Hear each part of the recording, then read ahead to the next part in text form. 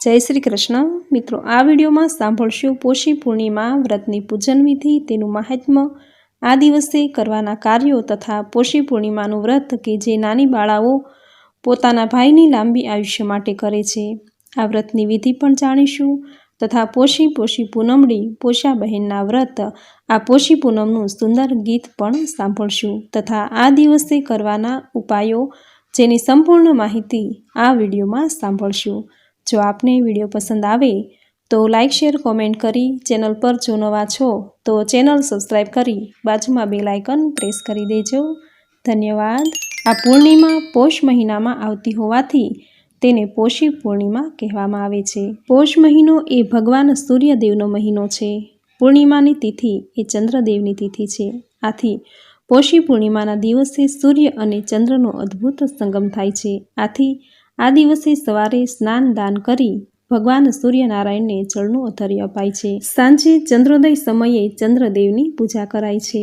આ દિવસે ભાઈ અને બહેનના પવિત્ર પ્રેમનું વ્રત પોષી પૂનમનું વ્રત કરાય છે। નાની બાળાઓ આ દિવસે ચંદ્ર ઉગે એટલે તેના દર્શન કરે છે। દૂધ અને ચોખાથી બનેલી ખીર ધરાવે છે। ઘઉં કે બાજરીના લોટની બનેલી ચાનકીના કાણામાંથી ચંદ્ર દર્શન કરે છે।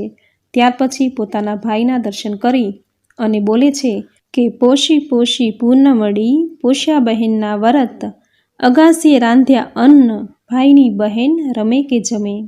આમ 3 વાર બોલે અને તેનો ભાઈ જવાબ આપે છે કે જમે, અને ત્યાર પછી ભાઈ તેની બહેનને ખીર જમાડે છે અને ભાઈ બહેન પ્રેમથી જમે છે। બહેન આખો દિવસ પોતાના ભાઈના દીર્ઘ આયુષ્ય, ભાઈની સુખાકારી માટે ઉપવાસ કરે છે, વ્રત કરે છે। આ પૂર્ણિમાનું મહત્વ શ્રાવણની પૂર્ણિમા તથા ભાઈ બીજ જેટલું જ છે। આમ પોષી પૂર્ણિમાનો દિવસ એ ભાઈ અને બહેનના હેતનો દિવસ છે। પોષી પૂર્ણિમાના દિવસે મા અંબાજીનું પ્રાગટ્ય થયું હતું। આથી આ દિવસે અંબાજી પ્રાગટ્ય તરીકે ઉત્સવ ઉજવવામાં આવે છે તથા આ દિવસે મા શાકંભરી માતાનું પ્રાગટ્ય થયું હતું। આથી આજે શાકંભરી માતાની પૂજા કરાય છે અને આજે શાકંભરી નવરાત્રિ પૂર્ણ થાય છે। મિત્રો, આ વર્ષની પોષી પૂર્ણિમા ખૂબ જ શુભ ફળ આપનારી છે, કારણ કે આ પૂર્ણિમાની તિથિએ સ્વાર્થ સિદ્ધિ, અમૃત સિદ્ધિ, રવિ પ્રીતિ સાથે ગુરુ પુષ્ય યોગ બની રહ્યો છે। આ અદ્ભુત યોગમાં કરેલી પૂજા પાઠ મંત્ર જપ અનંત પુણ્ય ફળની પ્રાપ્તિ કરાવે છે, જેમાં સ્વાર્થ સિદ્ધિ યોગ આખો દિવસ રહેવાનો છે તથા રવિ યોગ સવારે 7 કલાક 13 મિનિટથી 8 કલાક 16 મિનિટ સુધી રહેશે તથા ગુરુ પુષ્યામૃત અને અમૃત સિદ્ધિ યોગ સવારે 8 કલાક 16 મિનિટથી શરૂ થઈ બીજા દિવસે 26 જાન્યુઆરીએ સવારે 7 કલાક 12 મિનિટ સુધી રહેશે। આમ આખો દિવસ ગુરુ પુષ્યામૃત યોગ રહેશે। આ દિવસે ગુરુ પુષ્યામૃત યોગ હોવાથી આ પૂર્ણિમાનું મહત્વ ખૂબ જ વધારે છે। ગુરુ પુષ્યામૃત યોગમાં સોના ચાંદીની ખરીદી કરવી ખૂબ જ શુભ માનવામાં આવે છે। તે સુખ સમૃદ્ધિનું પ્રતીક માનવામાં આવે છે અને આ દિવસે જો સોના ચાંદીની ખરીદી, સોનાના આભૂષણો, સોના ચાંદીના સિક્કા ખરીદવામાં આવે તો મા લક્ષ્મી પ્રસન્ન થાય છે, કારણ કે સોનું એ માતા લક્ષ્મીનું પ્રતીક છે। ગુરુ પુષ્યામૃત યોગમાં ઘરમાં સોનું લાવવામાં આવે તો તે વ્યક્તિનું નસીબ ચમકી ઉઠે છે। સોનું એ ભગવાન બૃહસ્પતિને પણ ખૂબ જ પ્રિય છે। આથી આ દિવસે ઘરમાં સોનું લાવવાથી ગુરુ ગ્રહ મજબૂત થશે, યશ, કીર્તિ, સમાજમાં માન સન્માનની પ્રાપ્તિ થશે, ઘરના ધન ધાન્યમાં સુખ સમૃદ્ધિમાં વધારો થશે।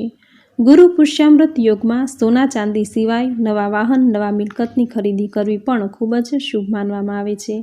ગુરુવારે જ્યારે પુષ્ય નક્ષત્ર આવે છે ત્યારે ગુરુ પુષ્ય યોગ બને છે।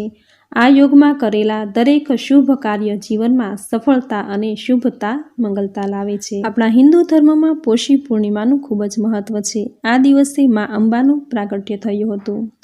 કહેવાય છે કે માના હૃદયનો ભાગ ગબ્બર પર પડ્યો હતો। આ દિવસ હતો પોષ મહિનાની પૂર્ણિમા। આથી જ આ દિવસને મા અંબાના પ્રાગટ્ય દિવસ તરીકે ઉજવાય છે। પોષી પૂર્ણિમાથી માઘ સ્નાનનો આરંભ થાય છે, જે 1 મહિના સુધી માઘ સ્નાન કરવામાં આવે છે। આપણા હિન્દુ ધર્મમાં માઘ સ્નાનનું ખૂબ મહત્વ છે। આ માસને મોક્ષ આપનારો મહિનો કહેવાય છે। કહેવાય છે કે આ મહિનામાં પ્રયાગરાજમાં કે ત્રિવેણી સંગમમાં સ્નાન કરવાથી વ્યક્તિને 1000 અશ્વમેઘ યજ્ઞ કરવા સમાન પુણ્યની પ્રાપ્તિ થાય છે। માઘ માસમાં પ્રાતઃકાળે વહેલા ઉઠીને ગંગા, નર્મદા, યમુના, શ્રીપા વગેરે પવિત્ર નદીમાં સ્નાન કરવાથી પાપનો નાશ થાય છે. આ મહિનામાં દાન પુણ્ય કરવાથી, અશક્ત ગરીબોની સેવા કરવાથી સત્કર્મની પ્રાપ્તિ થાય છે. ગ્રહ પીડા હોય તો તે દૂર થાય છે. આ મહિનામાં ભગવાન શ્રી હરિ વિષ્ણુની પૂજા આરાધના કરવાથી મોક્ષના દ્વાર ખુલે છે.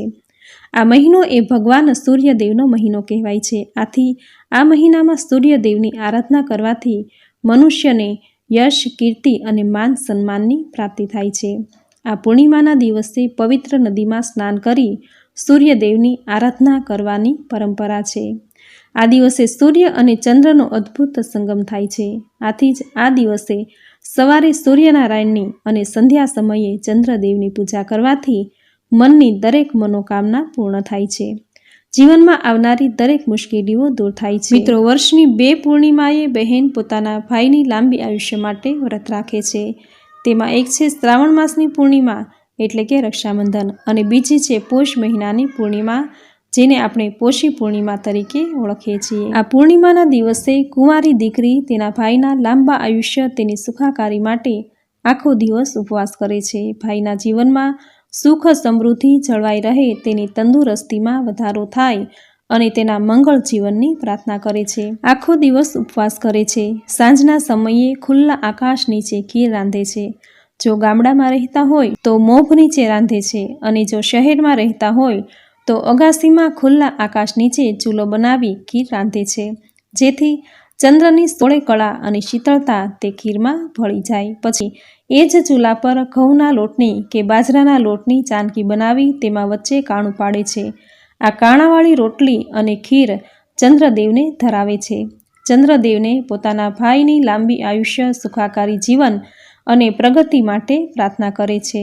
ચાનકીના કાણામાંથી ચંદ્રદેવના દર્શન કરે છે અને ત્યાર પછી પોતાના ભાઈના દર્શન કરે છે અને ભાઈને પૂછે છે કે પોષી પોષી પૂનમડીને પોષ્યા બેનના વ્રત રે, આકાશે ઉગ્યો ચાંદલિયોને નેવે રાંધી ખીર રે, વ્રત કરે છે બેનડીને જમે મારો વીર રે, ભાઈની બેન રમે કે જમે.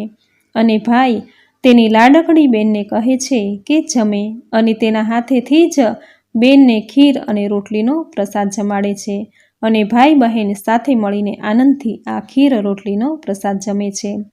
આજે બહેનની રાંધેલી ખીરમાં ચંદ્રદેવે તેની અમી વર્ષા વરસાવી છે.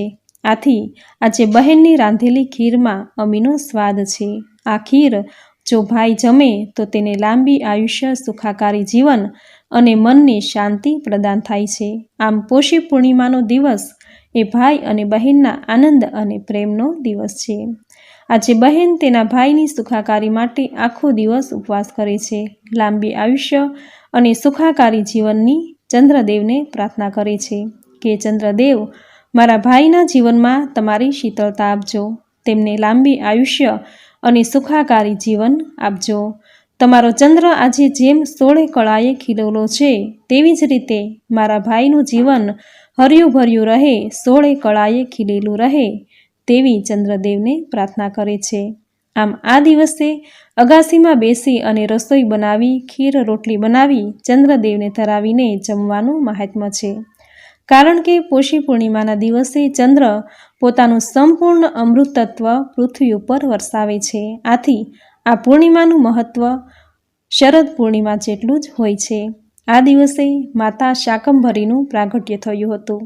આથી આ પૂર્ણિમાના દિવસે શાકંભરી માતાને લીલા શાકભાજી ધરી અને પૂજા અર્ચના કરવાનું મહાત્મ્ય છે. આ દિવસે ઘણા મંદિરોમાં શાક ઉત્સવ પણ ઉજવવામાં આવે છે. આ દિવસે માતા અંબાજીનું પ્રાગટ્ય થયું હતું. આથી આ દિવસે માતા અંબાની પૂજા કરવી, આરાધના કરવી, અંબા માતાની સુખડી કે લાપસીનું નૈવેદ્ય ધરાવવું, તથા જે લોકોની કુંડળીમાં ચંદ્રગ્રહ નબળો છે, ચંદ્ર રાહુનો ગ્રહણ યોગ થતો હોય, શનિ ચંદ્રનો વિષ યોગ થતો હોય, તો તેમણે આ પોષી પૂર્ણિમાના દિવસે ચંદ્રોદય સમયે ચંદ્રદેવને જળનું અધર્ય આપી ઓમ સોમાય નમઃ આ મંત્રનો જપ કરવો. ભણતા વિદ્યાર્થી જો આજે પોષી પૂર્ણિમાના દિવસે ચંદ્રદેવને જળનું અધર્ય આપી આ મંત્રનો જપ કરે તો તેને અભ્યાસમાં એકાગ્રતા પ્રાપ્ત થશે તથા જે લોકોને ખૂબ જ ગુસ્સો વધારે આવે છે, જેને મગજ પર કાબૂ રહેતો નથી, તો તેમણે આ પોષી પૂર્ણિમાના દિવસે ચંદ્રદેવની પૂજા કરવી, જળનું અધર્ય આપવું તથા જેટલા બની શકે તેટલા ઓમ સોમાય નમઃ આ મંત્રના જપ કરવા. આમ કરવાથી તેનું મન શાંત થશે, કારણ કે ચંદ્રદેવ એ શીતળતાના કારક છે. તેની પૂજા કરવાથી મનને શીતળતા પ્રાપ્ત થાય છે. આથી મન શાંત થાય છે, મનને શાંતિ પ્રાપ્ત થાય છે. પૂર્ણિમાની તિથિએ માતા લક્ષ્મીનો જન્મ થયો હતો. આથી આ દિવસે માતા લક્ષ્મીની પૂજા કરાય છે. ઘરના મંદિરમાં અથવા તો લક્ષ્મીનારાયણના મંદિરે જઈ સુગંધિત પુષ્પ, અત્તર, ધૂપ, દીપ, પુષ્પ ચડાવવા. આમ કરવાથી ધનની દેવી મા લક્ષ્મી ઘરમાં ધન, ધાન્ય, સુખ, સમૃદ્ધિ અને ઐશ્વર્ય સાથે સ્થાયી નિવાસ કરશે. આ પૂર્ણિમા ગુરુવારના દિવસે આવી છે. આથી આ પૂર્ણિમાનું મહત્ત્વ ખૂબ જ વધારે છે. આ દિવસે જ્યારે મા લક્ષ્મીની પૂજા કરો ત્યારે પૂજામાં હળદરના ગાંઠિયા, ગોમતી ચક્ર, કોળી માતા લક્ષ્મીને અર્પણ કરવા. પૂજા પૂર્ણ થયા બાદ આ દરેક વસ્તુ લાલ કપડામાં બાંધી તિજોરીમાં મૂકી રાખવી. આમ કરવાથી ઘરમાં ક્યારેય અન્ન કે ધનની, પૈસાની ખોટ નહીં આવે. માતા લક્ષ્મીને પૂજામાં હળદરનું તિલક લગાવવું, પોતે પણ હળદરનું તિલક કરવું. આ આખો દિવસ ગુરુ પુષ્યામૃત યોગ રહેશે. આથી આ દિવસે સોના ચાંદીની ખરીદી કરવાનું ખૂબ જ મહત્વ છે. જેની કુંડળીમાં ગુરુ ગ્રહ નબળો છે તો તેમણે આ દિવસે ચણાની દાળની ખરીદી કરવી તથા ગરીબ જરૂરિયાતમંદને ચણાની દાળ, પીળા રંગના વસ્ત્રો, પીળી મીઠાઈ વગેરેનું દાન કરવું. આમ કરવાથી તેની કુંડળીમાં ગુરુ ગ્રહ મજબૂત થશે. કહેવાય છે કે જ્યારે ગુરુ પુષ્યામૃત યોગ હોય ત્યારે સોનું ખરીદવું ખૂબ જ શુભ માનવામાં આવે છે. પરંતુ જો સોનું ખરીદવું અનુકૂળ ન હોય તો સોનાની જગ્યાએ ચણાની દાળ, લાલ સિંદૂર, અક્ષત, ધનવેલ, હળદર, પીળી સરસવ, ઘઉં, પિત્તળના વાસણ વગેરેની ખરીદી પણ કરવાથી સોનાની ખરીદી કર્યા જેટલો જ પ્રભાવ ઘર પર પડશે. આ દિવસે ભગવાન શ્રી હરિ વિષ્ણુ, માતા લક્ષ્મીની પૂજા કરવી, કનકધારા સ્તોત્રના પાઠ કરવા, ઘરના રસોડે ખીરનો પ્રસાદ બનાવી ભગવાન શ્રી વિષ્ણુને પંચામૃત, શુદ્ધ જળ, તુલસીપત્ર, ગોળ અને ચણાની દાળ ધરાવી ખીરનો પ્રસાદ ધરવો. પોષી પૂર્ણિમાના દિવસે ભગવાન સત્યનારાયણની કથા સાંભળવાનું ખૂબ જ મહત્વ છે. આથી આ દિવસે ભગવાન સત્યનારાયણની પૂજા કરાવવી, ઘરમાં સત્યનારાયણની કથા સાંભળવી, રામચરિત માનસના પાઠ કરવા. આ દરેક કાર્યો પોષી પૂર્ણિમાના દિવસે કરવાથી ભગવાન શ્રી હરિ વિષ્ણુ સાથે માતા લક્ષ્મીની અપાર કૃપા પ્રાપ્ત થશે. પૂર્ણિમાના દિવસે સ્નાન, દાન, ધ્યાન કરવાનું પણ એટલું જ મહત્વ છે. આથી આ દિવસે ગંગા સ્નાન, પવિત્ર જળાશય કે તીર્થ સ્થળે જઈ સ્નાન કરવું. જો ત્યાં જવું શક્ય ન હોય તો ઘરે નહાવાના પાણીમાં ગંગાજળ ઉમેરી સ્નાન કરવાથી ગંગા સ્નાન કર્યા જેટલું જ પુણ્યફળ પ્રાપ્ત થશે. મિત્રો, જે રીતે અમાવસ્યાની તિથિએ નકારાત્મક શક્તિ હાવી હોય છે તેવી જ રીતે પૂર્ણિમાની તિથિએ સકારાત્મક શક્તિ, દેવી શક્તિ હાવી હોય છે. આથી આ દિવસે ભગવાનની પૂજા, પાઠ, મંત્ર જપ વગેરે કરવા, મનમાં સારા વિચારો લાવવા, પોતાના ઈષ્ટદેવ, કુળ દેવતાને પૂજા પ્રાર્થના કરવી, ચંદ્રદેવની પૂજા કરવી, માતા લક્ષ્મીની પૂજા કરવી. આ પૂર્ણિમા પોષ મહિનામાં આવતી હોવાથી ભગવાન સૂર્યનારાયણને જળ અર્પણ કરવું, સૂર્ય મંત્રના જપ કરવા તથા પૂર્ણિમાના દિવસે દાન પુણ્યનો ખૂબ જ મહિમા છે. આથી આ દિવસે જરૂરિયાતમંદને જરૂરી ચીજ વસ્તુ અર્પણ કરવી. આ મહિનામાં ઠંડી પડતી હોય છે તો જરૂરિયાતમંદને ગરમ વસ્ત્ર, ધાબળા વગેરેનું દાન કરવું, ઘીનું દાન કરવું, ઘીમાંથી બનેલી મીઠાઈનું દાન કરવું વગેરે પવિત્ર કાર્યો પોષી પૂર્ણિમાના દિવસે કરવાથી જીવનમાં સુખ, શાંતિ, સમૃદ્ધિ આવે છે. માતા લક્ષ્મીનો ઘરમાં સ્થાયી નિવાસ થાય છે. તો મિત્રો, આ હતું પોષી પૂર્ણિમાનું મહાત્મ્ય. આ દિવસે કરવાના કાર્યો, ઉપાયો અને ભાઈ બહેનના પ્રેમનું પ્રતીક એવા પોષી પૂર્ણિમાનું સુંદર ગીત જે તમે પૂરી શ્રદ્ધાથી અંત સુધી સાંભળ્યું. જે સાંભળવું તમને જરૂર ગમ્યું હશે તો વિડીયોને લાઈક કરી કોમેન્ટમાં જય શ્રી હરિ વિષ્ણુ, જય માતા લક્ષ્મી, જય ચંદ્રદેવ તથા તમારા વહાલ સોયા ભાઈનું નામ જરૂર લખજો. ચેનલ પર જો તમે નવા છો, આ વિડીયો પહેલીવાર જોઈ રહ્યા છો તો ચેનલને સબસ્ક્રાઈબ કરી બાજુમાં બેલ આઇકન પ્રેસ કરી દેજો, જેથી આપણા આવતા દરેક નવા વિડીયોની નોટિફિકેશન તમને મળતી રહે. તો ફરી મળીશું આવી જ નવી ધાર્મિક માહિતી, નવી ધાર્મિક કથા સાથે. ત્યાં સુધી આપ સૌને મારા જય શ્રી કૃષ્ણ.